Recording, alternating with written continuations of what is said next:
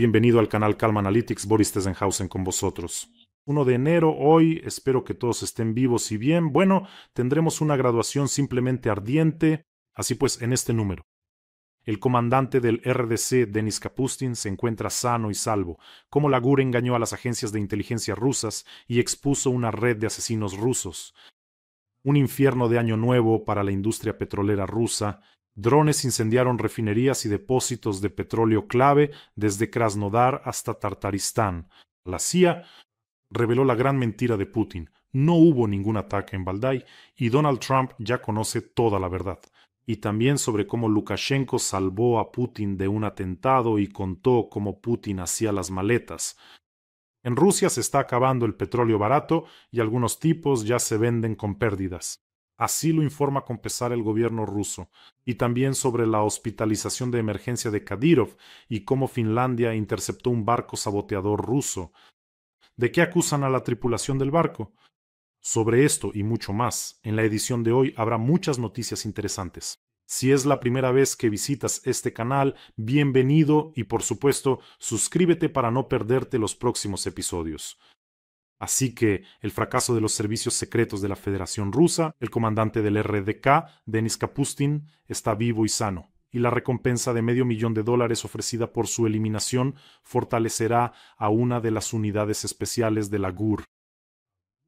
Se publicó un video en el que Kirilo Budanov conversa con Denis Kapustin, alias White Rex, comandante del RDK, quien está vivo y sano. El RDK es el cuerpo de voluntarios rusos, compuesto principalmente por rusos. Ellos luchan por Ucrania y luchan por su propia Rusia sin Putin. Y Denis, el comandante de este cuerpo de voluntarios rusos, lo conozco personalmente en su momento. Incluso nos comunicamos y trabajamos juntos durante bastante tiempo. En general es una persona muy carismática, muy fuera de lo común y con un buen sentido del humor. Bueno, y bienvenido de nuevo, Denis. Por eso creo que muchos ahora se alegrarán con esta noticia. Lo interesante es que la eliminación de Denis fue ordenada por los servicios especiales del Estado agresor, naturalmente la Federación Rusa. Les recuerdo, Denis es un enemigo personal de Putin. Para este crimen se asignaron $500,000, es decir, como resultado de la operación especial de la GUR, que duró más de un mes. En primer lugar, se salvó la vida de Denis, y en segundo lugar, se identificó a todos los implicados, desde los que ordenaron el crimen en los servicios especiales rusos hasta los ejecutores. En general, una noticia excelente. Kirill Budanov felicitó a Denis Kapustin y nosotros también lo felicitamos. Denis, es maravilloso que estés vivo. Le estamos transmitiendo palabras amables. Por cierto, Denis lo hizo muy bien. Esta es la reprogramación de los rusos. Habló con los prisioneros y después de hablar con Denis, algunos de ellos se unieron al RDC y lucharon del lado de Ucrania. Sabía convencer, era muy íntegro, muy entendido ideológicamente, así que es una excelente noticia. Bueno, ¿qué más puedo decir? Y Ucrania. El número y la calidad de los ataques en el territorio de la Federación Rusa han aumentado significativamente. Anoche, el Ministerio de Defensa ruso anunció que 130 drones habían sido derribados. Bueno, por supuesto, todo fue derribado como siempre. Tal vez podrían haber dicho que esos 130 volaban allí nuevamente para visitar a Putin, pero ¿dónde volaban estos drones? Ahora vamos a enumerarlos. Así que los drones visitaron hoy los siguientes lugares. La refinería de petróleo de Ilsky, en la región de Krasnodar. Daños graves, incendio. Felicitemos a la refinería de Ilsky porque se convirtió en la primera planta alcanzada en 2026. Y esto, por cierto, es una de las plantas clave en el sur de Rusia.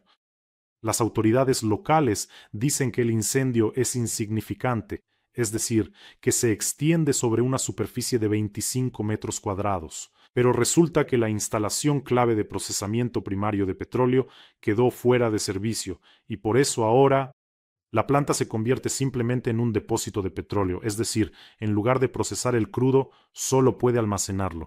Y así, la refinería de petróleo de Ilsky tiene una gran importancia, especialmente para el Grupo del Sur, suministrando combustible al grupo en Crimea, en la dirección de Zaporilla y en la dirección de Jersón.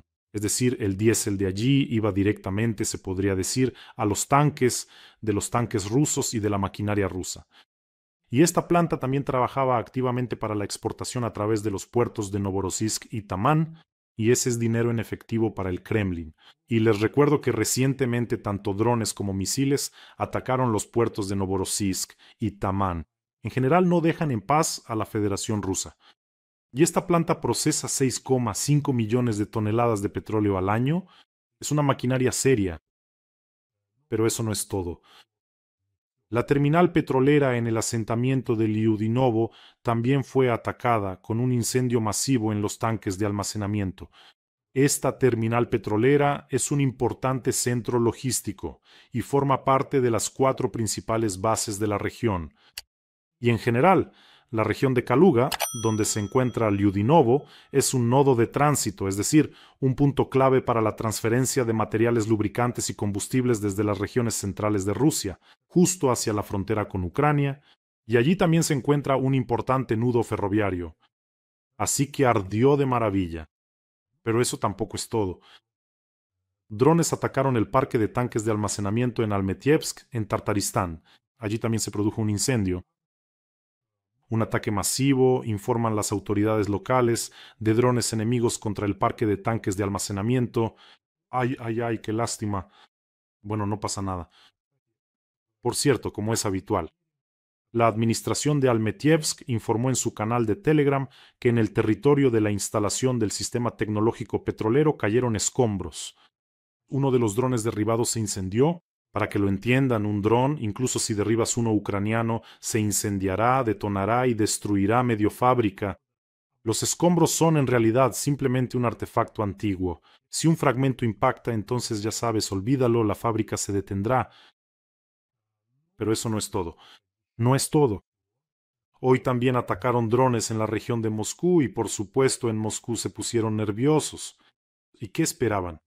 De verdad, ¿qué pensaban? Se ha informado de 9 drones derribados, la defensa aérea funcionó, cerraron el espacio aéreo, implementaron el plan Cover y cerraron los aeropuertos de Domodedovo, Shukovsky y Shevsk. Bueno, en general, las aerolíneas sufrieron pérdidas importantes, cientos de vuelos fueron retrasados, la logística quedó alterada. ¿Y qué esperaban? En primer lugar, creo que ahora se llevaron toda la defensa aérea con Putin a Valdai. Creo que ahora el viejo simplemente está ahí sentado sobre las maletas, pero ya ven cómo empieza el año. Ya no están quemando solo una refinería o una base petrolera por noche, y Ucrania está aumentando tanto la cantidad como la calidad de los ataques, y esas son buenas noticias. Y les recuerdo, en cada emisión tenemos una colecta para nuestros defensores, leyendas, verdaderos titanes. ¿Se imaginan qué armada están conteniendo? No solo la contienen, sino que les asestan. Duros golpes de respuesta. Y en este episodio tenemos una colecta para el legendario 24º Batallón de Asalto Aidar, que recientemente se convirtió en regimiento. Bueno, Aidar es una leyenda. Aidar está luchando ahora mismo en la dirección de Zaporilla, luchando ferozmente. Y estamos recaudando fondos para un complejo robótico terrestre para nuestros soldados que se llama Terricon X. Es una máquina muy interesante. Es un dron terrestre, puede funcionar tanto como un microbulldozer como un microexcavadora, limpiar y realizar trabajos de ingeniería. Puede ser una grúa de rescate, puede entregar municiones, bueno, y para Aidar será útil como dron al que se le puede instalar una torreta con una ametralladora y un lanzagranadas. Y eso significa que este dron enviará fuego bendito sobre las cabezas de los ocupantes. Nos queda muy poco. Vamos a esforzarnos un poco más por nuestro legendario Aidar, y ellos han grabado un mensaje para ustedes. Por favor, escúchenlo. Ми, бійці Айдару, зараз працюємо на Запорізькому напрямку, де кожен день вирішує, хто повернеться додому. Щоб виконувати завдання без втрат, нам критично потрібні наземні роботизовані комплекси. Вони рятують поранених, доставляють боєкомплект і працюють там, де боєць просто не пройде. Борисе Тизенгаузене, звертаємось до вас та вашої аудиторії. Допоможіть нам зібрати те, що зберігає життя. Дякуємо кожному, хто долучиться до збору. Слава Україні! Героям слава! Слава Айдару! Айдару слава! Ayudemos a los soldados. Queda muy poco. En la descripción de este video hay un enlace a Mono, a Privat y a PayPal para quienes quieran ayudar desde el extranjero. Y a cada uno de ustedes les doy las gracias enormes por ayudar a Ucrania, por apoyar a Ucrania. Créanme, para nuestros soldados, ahora esta ayuda es muy, muy necesaria. Ustedes ven los milagros que están haciendo. Sin ustedes, estos milagros serían imposibles. Por eso, vamos a ayudar. Así que ya la CIA nos informó que resulta que Putin es un calvo mentiroso, algo que sabe cualquier niño en Ucrania y que en realidad no hubo ningún ataque a su residencia. Oh, ¿quién lo hubiera dudado? Trump compartió un artículo editorial del New York Post titulado La declaración sobre el ataque a Putin muestra que es precisamente Rusia la que obstaculiza la paz. Bueno, eso ocurrió en la noche de Año Nuevo. Putin probablemente pensó que ya había convencido a todos, sobre todo porque Trump empezó así, como diciendo, y menos mal que no le di a Ucrania allí ningún apoyo. ¿Y ahora qué dices, Donald, cuando ya tienes el informe de la CIA? Así que este artículo es muy interesante. El titular es uno, pero el contenido es mucho más interesante. Es decir, en el artículo, en primer lugar, se afirma que no hubo ningún ataque a la residencia de Putin, y el artículo editorial es un editorial del New York Post. Saben, aquí lo importante es que el New York Post es un periódico cercano al Partido Republicano y a su ala más radical, y además el artículo está escrito en un tono muy duro. En primer lugar, en la publicación escribieron que cualquier ataque contra Putin está más que justificado. Cito, digámoslo claramente, cualquier ataque contra Putin estaría más que justificado. Él es un criminal de guerra. De la misma manera que lo hizo en la cumbre de Anchorage, a Putin se le ofreció la paz, y él en respuesta le escupió a Estados Unidos en la cara. Vaya, nada mal. Y otra cita, miren el mapa. En todo el mundo, Rusia se opone a la agenda de Trump. Rusia apoya a los mulás en Irán, Rusia respalda la dictadura en Venezuela, y Rusia siembra el caos donde quiera que puede. Este incidente con el ataque de drones, entre comillas, ataque de drones, debería ser la gota que colma el vaso. Y la publicación pide tomar medidas severas contra Rusia después de esta mentira barata y absolutamente deprimente. Además, después de esto, el Kremlin declaró que cambiarían su posición respecto a las negociaciones. Es decir, ellos mismos mintieron y luego decidieron aprovechar este casus belli. La respuesta no debe ser más concesiones, sino más medidas estrictas. ¿Kiev hizo su parte del trabajo? Esto lo sigo citando. Putin debe enfrentarse a sanciones más severas y a armas más letales en Ucrania, dice este artículo. Y también Trump. Tenía razón cuando dijo que estaba muy enojado por el informe sobre el ataque. Su ira debe dirigirse hacia quien realmente tiene la culpa del fracaso del acuerdo. Así que es un excelente material. Ahórrenos las lágrimas de cocodrilo por los drones inventados. Ha llegado el momento de aumentar la presión. Si Putin quiere la guerra, debe entender que el precio de esa guerra será inasumible para él. ¿Qué te parece eso, Putin? ¿Qué te parece eso, Peskov? ¿Qué te parece eso, Lavrov? ¿Pensaron que engañaron a Trump? Encontraron a un tonto. ¿Y ahora saben qué? ¿Saben qué pasa ahora? Ahora Putin tendrá que destrozar su propio Valdai para convencer a Trump de que sí hubo un ataque, que sí lo hubo. Putin, prende fuego a Valdai, allí al Terem Kabaev de madera, prende fuego, adelante. Pero eso no es todo. El New York Post publica otra historia, pero esta vez con un comentario de una fuente de la CIA. Entonces, uno de los funcionarios estadounidenses informó que Ucrania realmente intentó atacar un objetivo militar que ya había sido atacado anteriormente en la misma región, en la provincia de Novgorod, sin embargo en absoluto cerca de la residencia de Putin. Es decir, imagínense, estos lúgubres viejos vampiros inventaron que 91 drones iban dirigidos a la residencia de Putin, así sin más al azar, como se suele decir. Y la evaluación de la Agencia Central de Inteligencia, la CIA, confirmó las conclusiones de los representantes de seguridad nacional. Kiev no intentó atacar la casa de Putin. ¿De verdad Putin le mintió descaradamente a Donald Trump? Eso no puede ser. Además, el director de la CIA, John Ratcliffe, informó ayer a Donald Trump sobre esto. Y al parecer fue entonces cuando Trump publicó o compartió ese artículo del New York Post.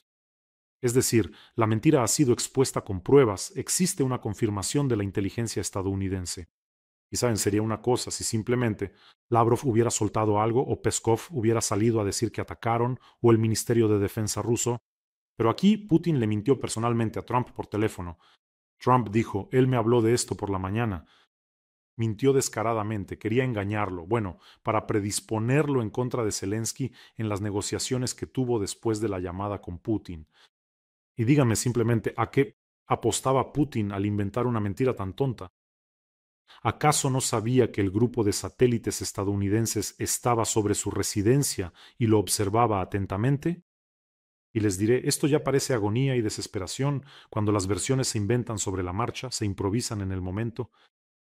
Pero el Kremlin no sería el Kremlin si no sacara del armario un tubérculo viejo y olvidado. ¿Saben lo que hicieron? Sacan a Lukashenko, quien de repente empieza a contar que se estaba preparando un ataque contra Putin, un atentado incluso antes. Y Lukashenko dice, sí, sí, por supuesto, Ucrania lo quería desde hace tiempo. Aniquilar a ese Putin ya en 2023. Él personalmente advirtió a Putin sobre un posible atentado durante la cumbre de los BRICS en Sudáfrica, por lo que la medusa botoxeada finalmente decidió no hacer el viaje. Y según Lukashenko, él tenía datos de inteligencia de que se estaba preparando algún tipo de atentado, que querían rociar polvos de moles en un quark, y como resultado, al final, al cumbre fue Lavrov. Bueno, a ese no le da pena a nadie, así que manden a Lavrov. Estoy citando, escuchen, pero esto es simplemente, no sé qué les pasó a estos dictadores, creo que ya se les fue la olla colectivamente. Y entonces Lukashenko lo explica. Anoche pensé en esto, recordé una conversación con Putin. Eso fue antes de la cumbre de los BRICS en Sudáfrica. Veo que Putin está haciendo la maleta. Le digo, ¿a dónde vas? Y él dice, sí, ¿qué te pasa? ¿No lo sabes? Tenemos la cumbre de los BRICS, dice Putin. Lukashenko, ¿de verdad vas a volar hasta allá? Así es nuestra conversación amistosa y fraternal con el hermano mayor. Le digo, ¿de verdad piensas volar hasta allá? Bueno, me lo pidieron. Allá me están esperando, dice Putin. Y yo le digo a Putin, ¿de verdad hay una guerra en curso? Ellos están locos, los ucrosajones. Están completamente locos, simplemente. Y al final fue Lavrov el que voló. Es decir, Lukashenko decía que Ucrania está loca, que quiere matar a Putin y demás. Escuchen, ¿y cómo pudo suceder en general? Esto lo dice Lukashenko personalmente. ¿Cómo pudo darse la situación de que Lukashenko esté parado en algún lugar junto a Putin y que Putin personalmente esté empacando algunas maletas como si fueran una pareja de vacaciones en una habitación o algo así? En general, esta frase de Putin empacando maletas suena de una manera muy ambigua. Por cierto, me pregunto cuántas maletas habría empacado Putin si los drones 91, un dron realmente voló hacia la residencia de Putin. Buena pregunta, ¿verdad? Y siempre sacan a Lukashenko cuando es necesario confirmar alguna hipótesis del Kremlin. En este caso, él confirma que siempre quieren liquidar a Putin. Escuchen, sí, nadie lo oculta, todo el mundo civilizado simplemente está esperando. Cada uno tiene escondida una botellita de champán por si acaso esa escoria finalmente se muere. Además de su extraño amor por Putin y por las maletas de Putin, Lukashenko también dio una extraña felicitación de Año Nuevo. En primer lugar, se notaba que se sentía muy mal, tenía un temblor de cabeza terrible, leía del papel sin ninguna expresión, pero no sé quién le escribió ese texto. Es decir, literalmente les voy a leer un párrafo de la felicitación de Lukashenko. Que los ojitos de sus pequeños brillen de alegría y que los niños no les den disgustos. Que nuestra mujer trabajadora reciba a su hombre con una sonrisa. Sin amor hacia la mujer no puede haber amor verdadero. Honramos a nuestras madres, esposas e hijas una vez al año. Ha llegado el momento de rendirles homenaje y declarar el año 2026 como el año de la mujer bielorrusa. Nada más perfecto que ella ha sido creado por la naturaleza. Cuidemos a la mujer y a la tierra, y que en cada una de nuestras ciudades haya un rincón donde simplemente se pueda sentir, estoy en casa y estoy aquí. No es casualidad, pero tú, precisamente por casualidad, ya te has retrasado. Lukashenko lleva 30 años gobernando Bielorrusia, y ahora resulta que para él la mujer es una trabajadora incansable, siempre tiene que esforzarse más, es esa mentalidad soviética en su cabeza. Ella trabaja en una fábrica o en una planta, y además debe recibir al marido, lavar la ropa, darle de comer. Así es la mujer trabajadora, la mujer estajanovista. En general, este politburó fosilizado, congelado en ámbar, es realmente algo espantoso. ¿Qué se puede esperar de ellos? Se han reunido en una manada de dictadores ancianos y le hacen daño a todo el mundo civilizado. Putin dio una felicitación, muy extraña. No voy a entrar en el texto. Él dice cosas como venceremos a todos, la operación militar especial, nuestras guerras, y así sucesivamente. Pero muchos notaron, incluso vi a algunos especialistas en inteligencia artificial que escribían, sí, escuchen, esto es inteligencia artificial.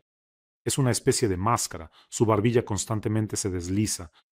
No creo que sea una máscara.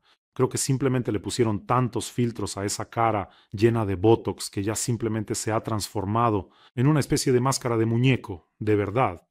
Putin es una basura repugnante. Creo que es la felicitación más corta de toda la historia. ¿Y qué se puede hacer? No hay nada que decir.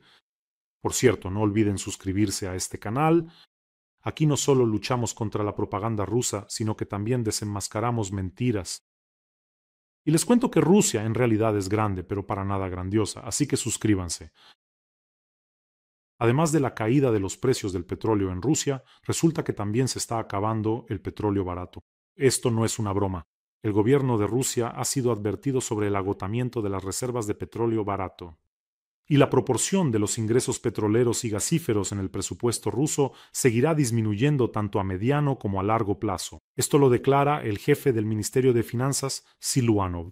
Es decir, según sus palabras, las condiciones fáciles de extracción en el país ya han quedado atrás. Es decir, ahora la extracción se realiza en yacimientos de difícil acceso, lo cual es más costoso, y habrá que reducir los impuestos al sector petrolero y gasífero para que al menos puedan extraer algo allí de alguna manera.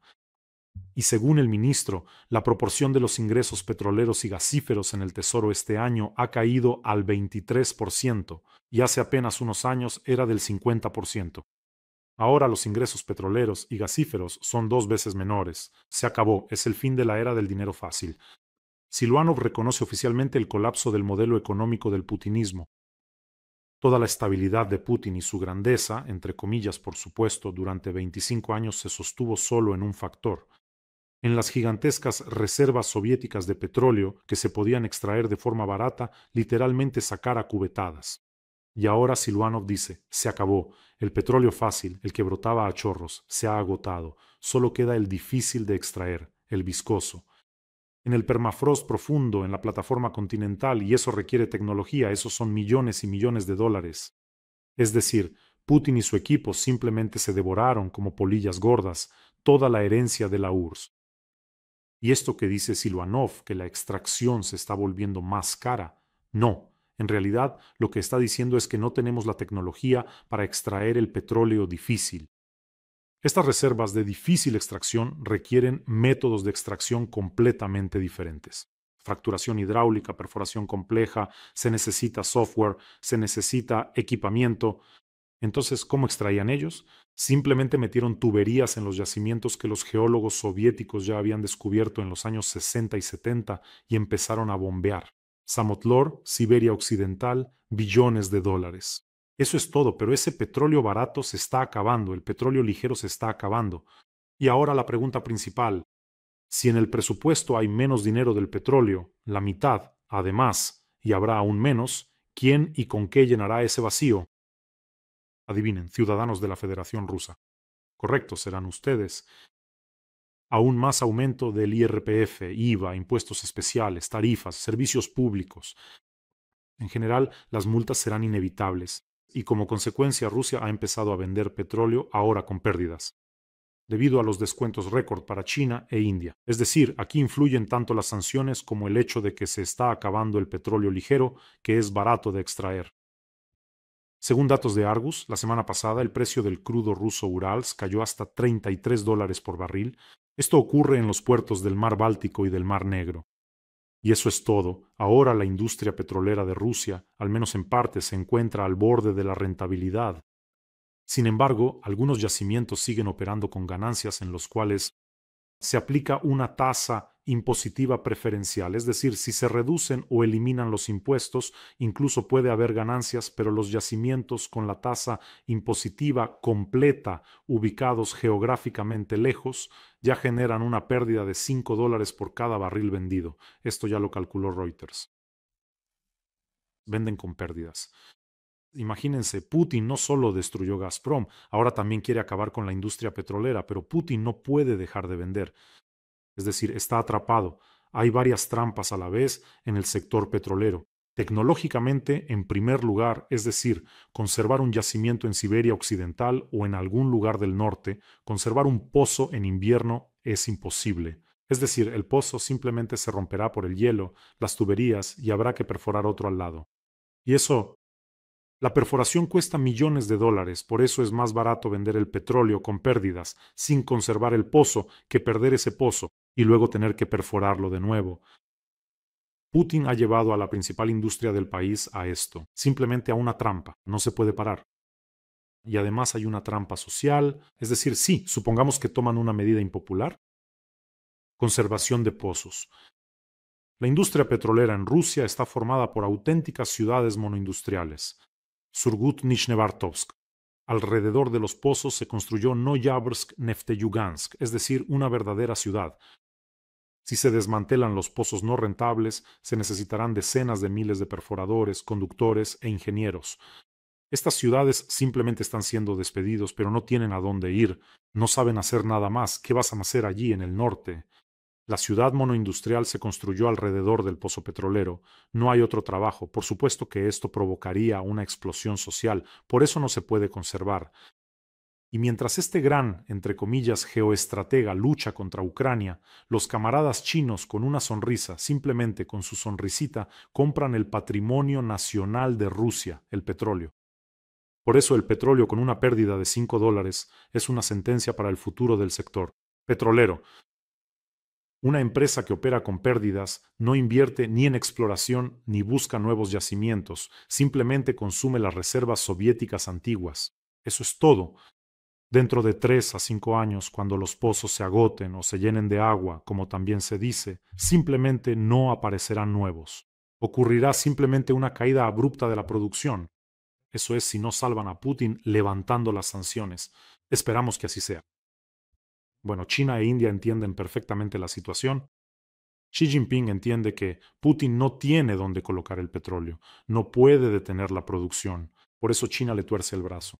No quieres vender a 35, no quieres vender a 33, aunque sea con pérdidas, no quieres vender, entonces sella el pozo. Eso es todo.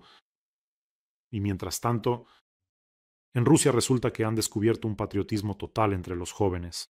Hicieron un estudio y resulta que entre la juventud rusa el patriotismo es del 99%. Increíble. Cuanto peor vive el pueblo, mayor es el patriotismo. Bueno, la lógica aquí es clara. Cuanto peor vive el pueblo, más fuertes son las represiones, más dura la propaganda, más miedo da a decir que no estás satisfecho. Por eso, claro, todos sí somos felices. Quizás en la cocina, en algún lugar, lo dirán, pero tienen miedo. A ver, di eso en la calle, no estoy satisfecho. ¿Con Putin? ¿Vendrán por ti? En la Unión Soviética también había patriotismo. Eso no impidió que se desmoronara la Unión Soviética, ni le impidió a la Unión Soviética, a aquellos a quienes temían, de quienes tenían miedo de decir una mala palabra, luego pisotear sus retratos con los pies. Por ejemplo, ahora estoy hablando de Beria. Y aquí hay una noticia que me perdí. Resulta que a Kadyrov apenas lograron reanimarlo. Lo hospitalizaron de urgencia. Él voló a Moscú para una reunión en la que debía estar Putin, pero se sintió mal y lo enviaron al Hospital Clínico Central de la Administración Presidencial. Esto sucedió hace unos días. Bueno, en primer lugar, últimamente se ve muy mal. Es decir, ahora se parece a un Winnie the Pooh, al que además le han picado 4 veces más las abejas. Cuando habla, no se le entiende nada, ahí debería haber un traductor del kadyroviano. Están preparando a su hijo como sucesor, eso es evidente. Mi hijo ya está allí. Aquí no hay lugar para colgar medallas y órdenes, ya las están colgando aquí. Creo que es simple. Adam Kadyrov podría haber recibido una medalla por la marcha de Kadyrov padre a Moscú. Bueno, creo que cuando Kadyrov finalmente se vaya y no a Moscú, incluso podría haber una orden allí. Todavía no desaparece. Kadyrov en Turquía casi se ahoga, ahora aquí escapó de Kozliava. Por cierto, he notado que todos los que están cerca de Putin parecen transmitirle algo. Esta inmundicia es mía. Lukashenko se desvaneció inmediatamente. Kadyrov, Kiasayan, el que ya se fue a Kobzon, se fue al infierno. En general, da la impresión de que les transmite algo, como si él mismo estuviera huyendo de la parca, Putin, y esparce esta inmundicia entre su entorno. Espero que pronto también se acabe su entorno, porque al menos la población de Ucrania y quienes apoyan a Ucrania finalmente esperan cuando sucederá ese acontecimiento. Muchos tienen guardada una botellita de champán para esa ocasión. Y otra noticia más. En el Golfo de Finlandia detuvieron un barco que había salido de Rusia y que es sospechoso de haber dañado cables submarinos. Bueno, nunca había pasado algo así, y ahora vuelve a ocurrir. Es decir, encontraron este barco en el Golfo de Finlandia con el ancla echada y detuvieron a 14 personas. Según los datos del servicio de rastreo, el barco zarpó el 30 de diciembre desde el puerto de San Petersburgo y se dirigía a Israel. Pero este está lejos de ser el primer caso en que un barco, ya sea relacionado con la flota en la sombra de Rusia, que haya salido de un puerto ruso o que se dirija allí, es acusado de daños a las comunicaciones submarinas. Lo he dicho 200.000 veces y lo repito una vez más. Los rusos solo entienden el lenguaje de la fuerza. Si tienen sospechas y pruebas de que están dañando las comunicaciones submarinas, ustedes saben perfectamente que hay un cable de San Petersburgo a la región de Kaliningrado y saben perfectamente lo que se puede hacer con él en respuesta. Eso es todo. Solo así. Y además hay que hacérselo el doble. No solo dañar el cable, ustedes tienen ese acceso. Sean más serios, corten unos 30 kilómetros de ese cable y llévenselo a algún lado, que luego intenten conectar San Petersburgo con Kaliningrado, pero con 30 kilómetros de cable faltantes. Bueno, amigos, cuídense, cuiden a sus seres queridos, suscríbanse a este canal y apoyemos a nuestro Aidar. Ya queda muy poco. No se imaginan lo importante que es nuestra ayuda ahora para nuestros soldados, especialmente en este momento, especialmente cuando allá hace menos 10, menos 15 grados. Ellos están conteniendo esa armada rusa. En fin, les pido mucho, vamos a ayudarles. Además, ya queda muy poco. El enlace para donar está en la descripción de este video. Que tengamos todos un día tranquilo y gloria a Ucrania.